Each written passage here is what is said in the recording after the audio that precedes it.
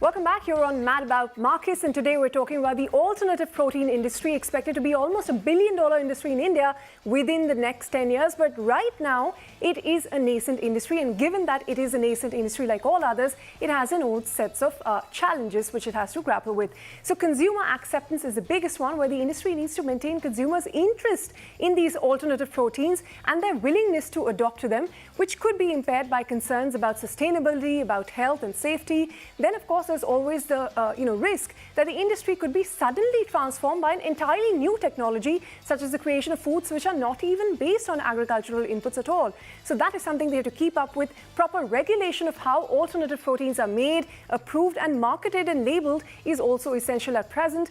And the global regulatory environment, that is still quite vague and fragmented. Of course, it is developing rapidly with the industry as well. And there are other challenges you have, whether it is ingredient and supply chain disruptions, or impact on industries which are dependent on livestock and so on. So the list of challenges is quite large, given that it is a relatively newer industry. So Ashu, actually at ITC, what do you perceive to be the bigger challenges as someone who's just entered this market?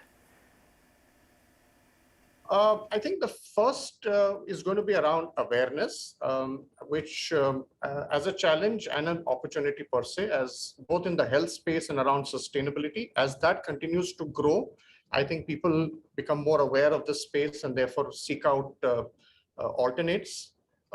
With awareness is also linked the fact that do people know enough of this, the product range available? So accessibility is going to be very important.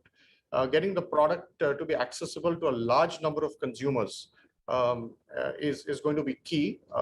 Third is going to be affordability, Ritu. I mean, it's at this point in time, if you just look at the alternate protein space, it is expensive. It is 2 to 3 times more expensive than the current products available in the market. So you need to crack the affordability piece. And I think the fourth, which for me, which is also is very, very important, is around taste. You can get the other three going, but if you don't get the taste right, and if you don't provide consumers with a variety of great tasting products in this space, the format and the category will remain restricted. Take that point: awareness, access, affordability, and most importantly, taste. But Deepika, what according to you, from a Tata consumer standpoint, are the challenges which are unique in India to promote a product like this? We have our own set of challenges, right? First, let me start by saying that there is greater opportunity than there is challenge. But the big challenges for us as we start to grow the category in India, number one is, just helping the consumer form the new habit. Right. So we're very encouraged by consumer studies that say that actually 6 out of 10 consumers are very open to buying an alternative meat product. So, but helping them make this journey, really changing the habit in a country like India. So that's the first. The second is cost. Yeah, so ensuring that we are able to provide this at a cost which is very close to the meat substitutes is going to be a big game changer in being able to get penetration for the category. So these two, I think, are the top challenges. The third one I'm a bit more confident about, which is taste. So we've got to make this change simple for consumers. It's a big change. So as far as the consumer is concerned, the product should taste as good as your meat product does. And I think that's what we're very conscious about. All right, and that brings us to the bigger question: can alternative proteins be true mass-based products in the future here or not? And we pose this question to both Sandeep as well as Ashu. Sandeep, take it away. Being a mass market, company was going to take time for us. I would say we are at least 5 years away from that. And you're right, we cannot be a mass product, nor are we positioning ourselves for that. It's going to take time. So in 5 to 6 years, when there'll be price parity with animal-based product, we could have some chances of being a mass company.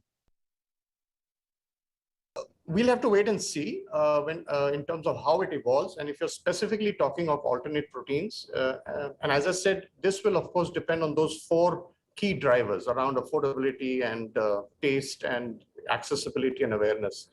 And that'll determine how the category evolves.